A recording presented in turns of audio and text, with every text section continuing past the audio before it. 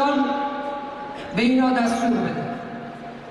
خب اگر انسان بخواد شیطان به اون نزدیک نشه، مشخص معلومه، راه داره، راهکار داره، باید چیکار کنه که سد کنه، نگذاره که شیطان خلاصه جا بگیره در دل و در روح انسان.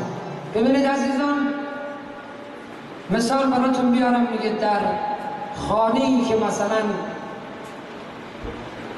در خانه‌ای که سنگ باشه، ملائکه در اون خانه نمیاد. روایت داره ملائکه در اون خانه نمیاد. در دلی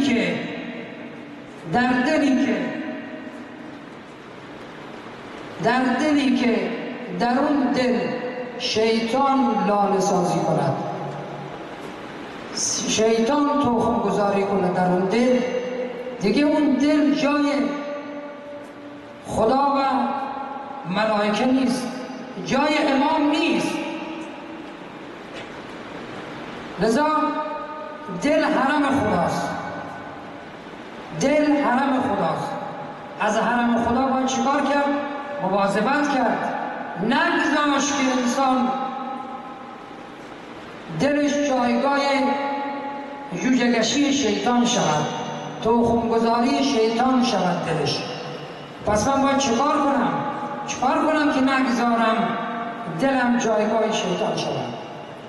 اما از چیزی که شیطان بسیار هراس دارد این است که انسان مواظب نماز خودش باشه. یعنی شما وقتی سر به سجده میگذاری، در واقع بینی شیطان را به خاک مالیدی. اونجا شیطان از انسان ناامید میشه و میگه که این قطعا اگر ادامه بده من دیگه نمیتونم تسلط پیدا کنم.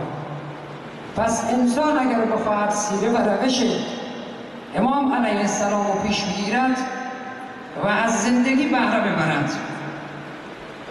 من خدمت عزیزان عرض کردم روزهای قبل، گفتم که جست مسلمانی گرفتن خیلی راحته. اینکه انسان جست بگیره، بنده لباس پوشیدم، عمامه گذاشتم، جست آخون گرفتم مثلا. و اما اگر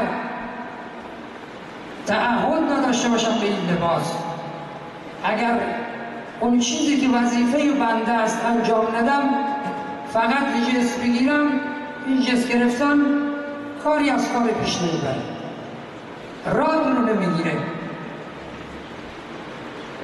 فیگور بگیرم مثلا، فرض کن سوپرمن بشم، این که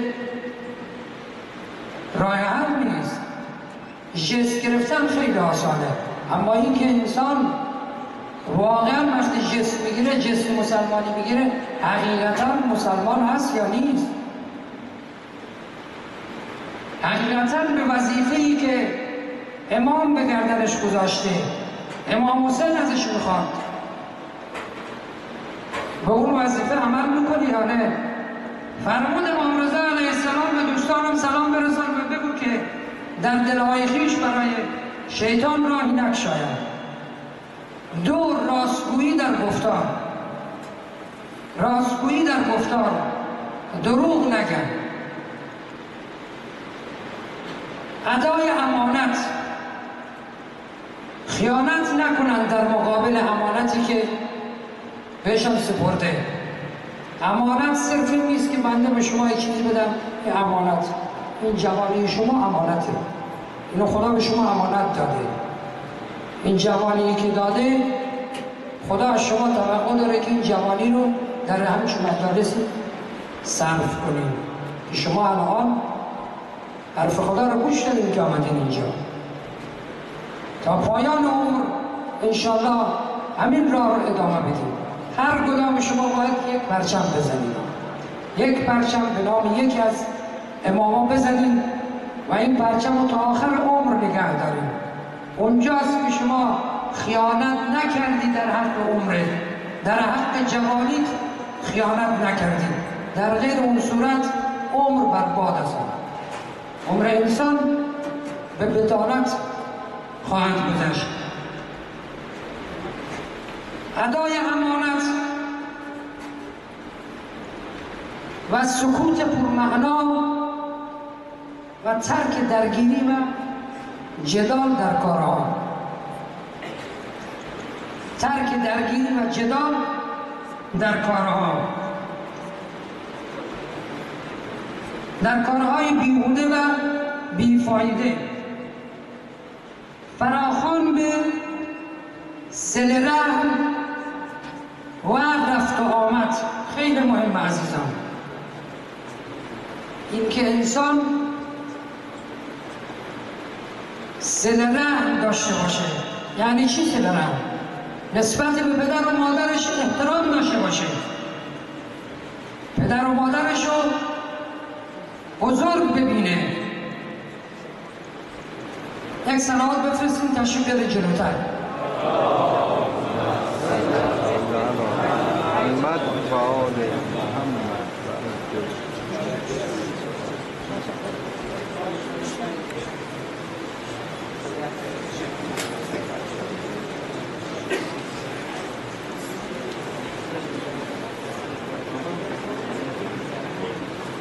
ولا تقل لهما اف.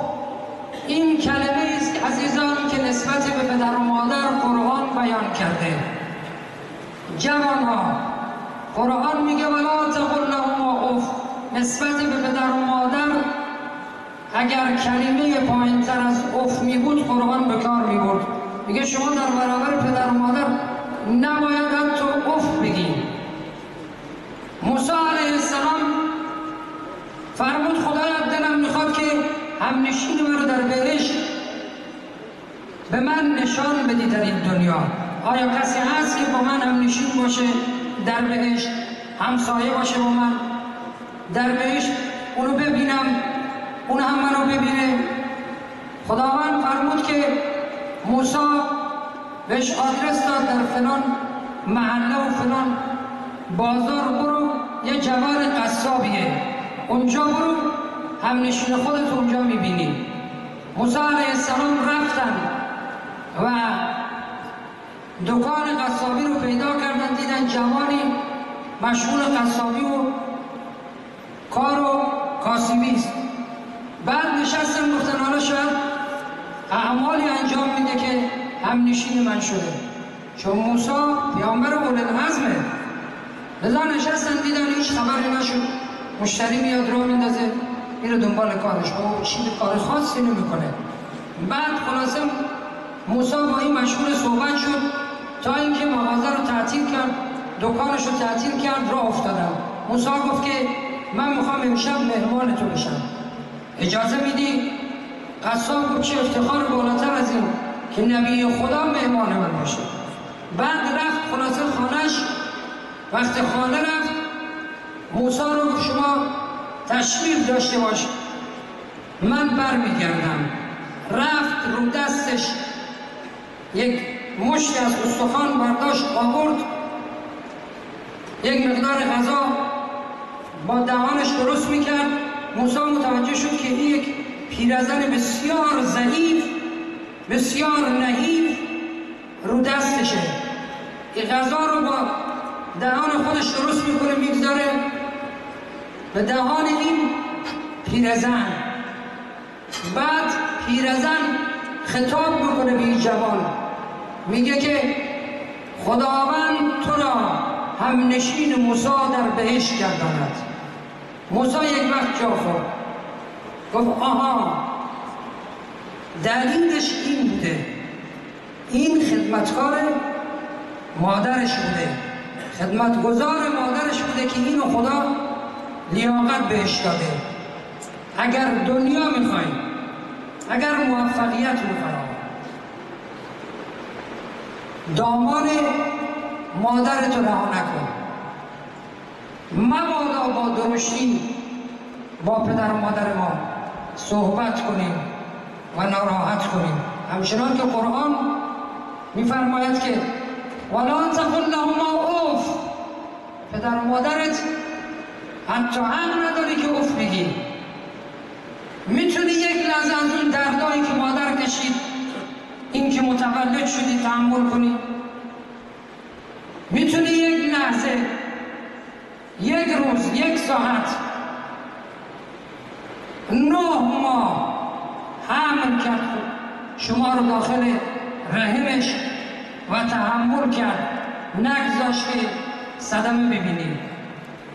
انسان نمیتونه نیم ساعت رو تحمل کنه، شب از خواب بیدار بشه و مواظبت کنه. لذا حق پدر و مادر خیلیه.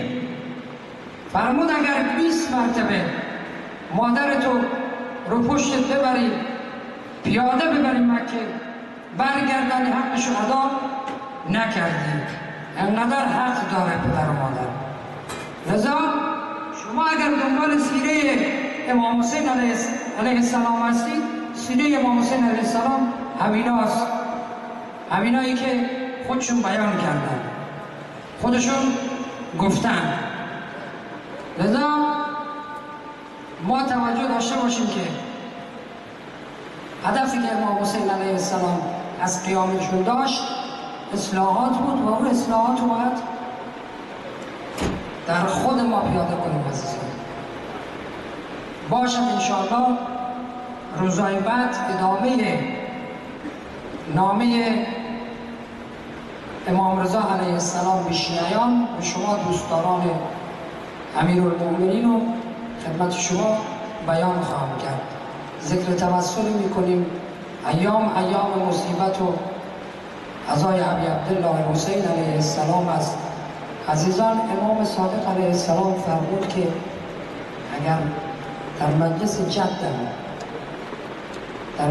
جدم اگر نشستی و ناراحت شدی بابت این که جدم به شهادت رساندم، همین که وارد مجلس بشی، همین که ناراحت بشی، اگر گریه کنی، گریت به اندازه بال مگس باشه، خداوند بهشت به شما واجب میکنه. هر چه گناه انسان انجام داده باشه، واسه اینکه قطره اشکی به اندازه بال مگس